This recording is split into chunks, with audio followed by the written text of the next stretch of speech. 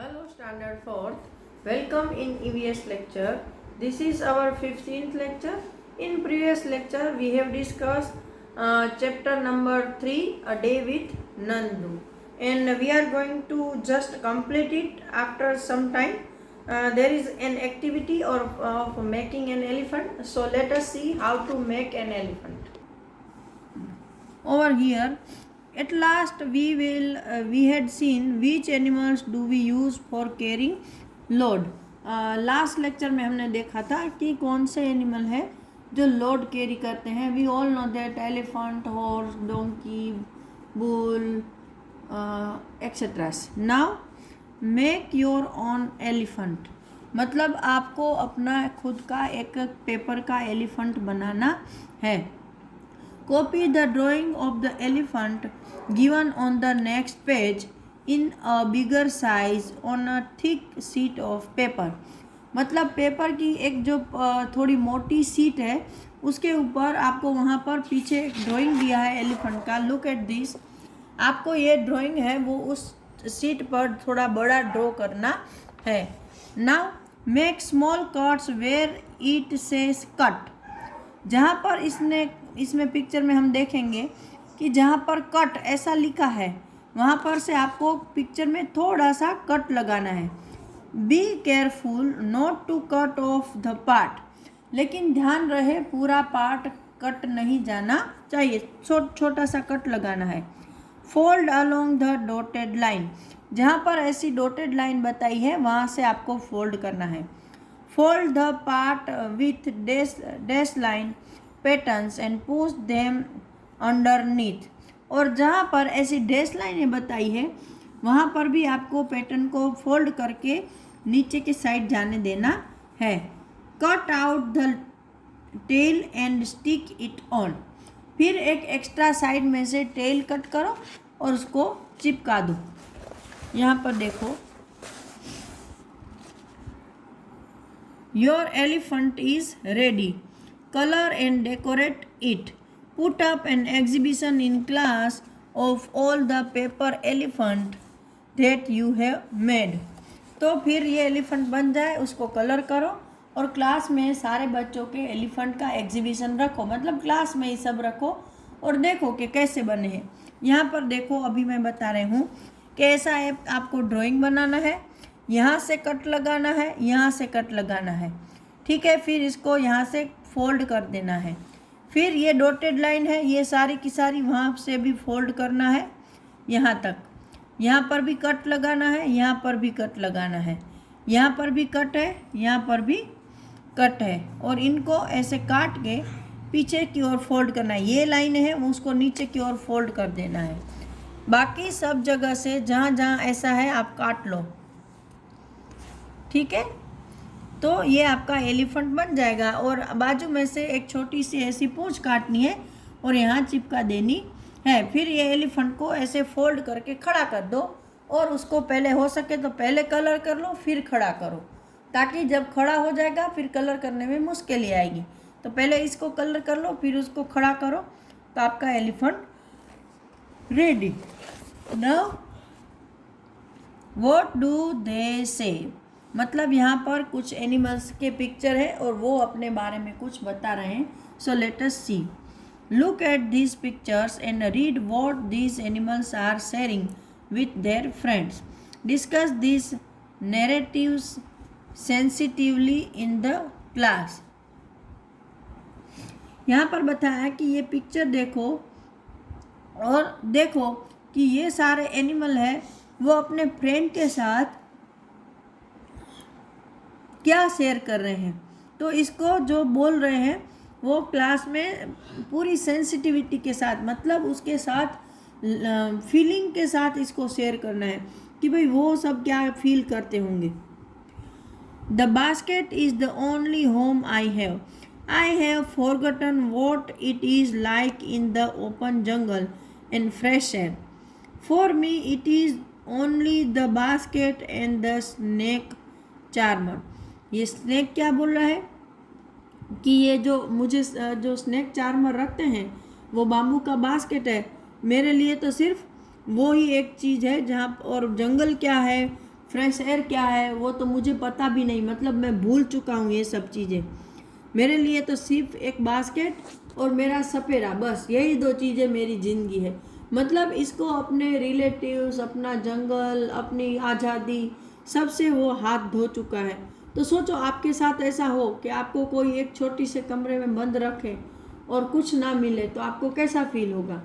तो same feeling ये सब एनिमल्स भी फील करते हैं जब उसको पकड़ के ऐसी छोटी सी जगहों में रखा जाता है। Now next, you see me in circus dancing and jumping through rings of fire. ये बेर है, वो बोल रहा है कि आपने मुझे सर्कस में डांस करते हुए और जो आग लगी हुई रिंग होती है उसमें से जंप करते हुए देखा होगा। You clap and enjoy. Do you think that I also enjoy all this?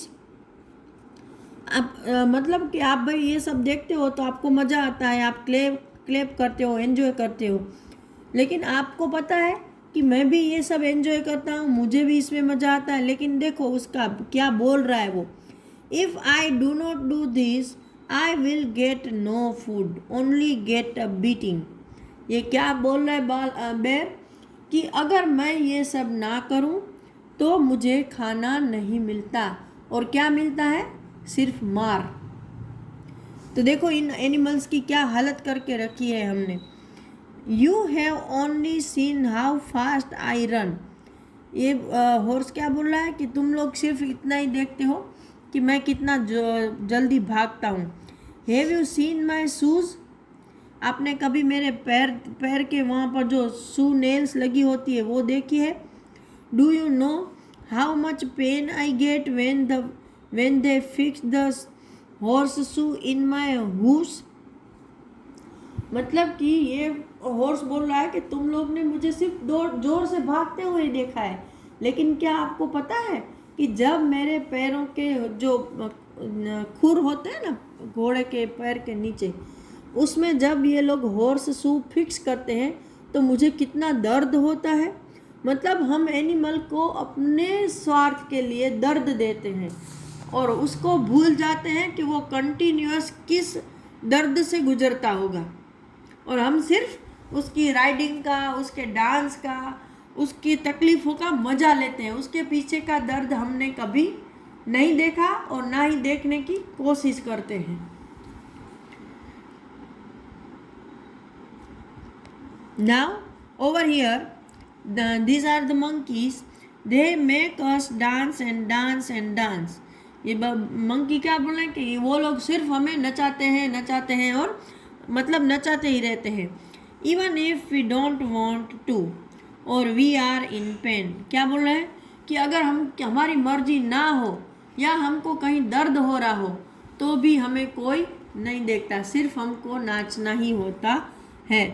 That too with an empty stomach। और वो भी that too मतलब वो भी कब, जब हमारे पेट में बहुत भूख लगी हुई होती है, हमारा पेट बिल्कुल खाली होता है। आप सोचो आपको जब बहुत भूख लगती है तब आपको गुस्सा आता है, आपको रोना आता है और आप मम्मी के साथ या घर में चीज़ें यहाँ वहाँ शायद फेंकते होगे, है ना। लेकिन ये बेचारे हैं जिनको अपने फेस पर कुछ भी नहीं दिखाते हुए, कुछ भी हो जाए, पेट में भूख लगी हो, बॉडी में पेन हो, फिर भी नाचना पड़ता है। Now cat mew mew mew I can just roam around everywhere. ये कैट क्या बोलती है, म्याऊ म्याऊ म्याऊ, मतलब वो अपना आवाज़ निकालती है, बोलती है कि मैं तो सिर्फ हर जगह घूमती हूँ। रोम मतलब इधर उधर घूमना। Children love me a lot. बच्चे मुझे बहुत प्यार करते हैं। They pet me and also give me milk. बच्चे मुझे पाल कर रखते हैं घर में और मुझे दूध भी पिलाते हैं। तो ये कैट की कंडीशन तो कुछ अच्छी है भाई। गुटरगू गुटरगू, do you know people specially call out to me to feed me with grain. ये एक पिजन है, वो बोल रहा है कि आपको पता है कि लोग मुझे सिर्फ बुलाते हैं मुझे दाने खिलाने के लिए। मतलब इसकी भी हालत कुछ अच्छी ही है कि भाई हम उसको उसके बदले में कुछ नहीं मांगते हैं, और सिर्फ उसको खाना खिलाकर अच्छा काम कर रहे हैं, तो it's better. Now discuss. You have read what these animals say. Why do you think that some of them are sad? मतलब यहाँ हमने देखा कि भाई ये सब एनिमल क्या बोल रहे हैं, तो आप क्या सोचते हो ये सब सैड क्यों है? भाई ऑब्वियसली सैड है क्योंकि उसको ना अच्छे से रहने को मिल रहा है, ना खाने को मिल रहा है, ना उसको अपने दर्द की तकलीफ कोई सोचता है। Nobody is caring of them, nobody can help them, so they are sad. They want to escape, right now they want to live in their original place in jungle. How do you think they are different? The monkey that dance to entertain people and the monkey that are free. How do you think they are different? मतलब आप क्या सोचते हो कि ये एक monkey है जो जंगल में फ्रीली रहता है और दूसरा मंकी है जो कि हम लोगों को एंटरटेन करने के लिए डांस करता है, तो उन दोनों में क्या डिफरेंस है? There is a major difference between the monkey in the jungle and the monkey who is dancing for people. The monkey they are which are freely moving in the jungle, they are very happy because there are no any boundaries over there, उनके लिए कोई बंधन नहीं है। They can move anywhere, जहाँ तक उसका group उसके साथ रहे, जहाँ तक वो जाते हैं उनके साथ वो घूमते हैं पूरे जंगल में। जबकि ये बेचारा जो मंकी है जो पकड़ा गया है डांस कर रहा है, उसको तो सिर्फ और सिर्फ अपने मालिक के साथ रहना है, वो जब बोले नाचना है, वो जब वो खाना दे तब खाना है। तो जब जैसे उसने बोला as he it has said, if we have pain, if we don't want to dance, and the most of all we have empty stomach, yet they have to dance. So there is a major difference between these two types of monkey. Now over here, how many legs does this elephant have? इस elephant के कितने leg हैं? तो ये एक puzzle जैसा है, तो ये आप खुद सोल्व कर सकते हो। यहाँ पर मुझे तो पता है कि कितने एलिफेंट के लेग दिख रहे हैं, लेकिन ये आप करो, थोड़ा माइंड का एक्सरसाइज है। Now today we are going to start our new lecture, but over here do you know elephants help each other when in trouble, they join together to care for the rescue their young ones. मतलब elephant है वो, जब कोई elephant तकलीफ़ में होता है तो एक दूसरे को मदद करते हैं, और जब उसके किसी भी बच्चे को रेस्क्यू करना होता है, मतलब कोई बच्चा किसी मुसीबत में गिरा है, किसी गड्ढे में गिर गया है, पानी में फंस गया है, तो उसको निकालने के लिए सारे के सारे एलिफेंट मिलकर काम करते हैं। तो this is the very plus point of the elephant. Now I am going to start your chapter number 4, the story of Amrita. This is a true story from long ago. Almost 300 years ago, in a village called Khejadli lived Amrita. क्या बता रहा है कि ये एक सच्ची कहानी है, बहुत साल पहले की, लगभग 300 साल पहले एक खेजाडली करके एक गांव था, उसमें अमृता नाम की लड़की रहती थी। Khejadli village is near Jodhpur in Rajasthan. The village got its name because of the many khejdi trees that grew there. ये जो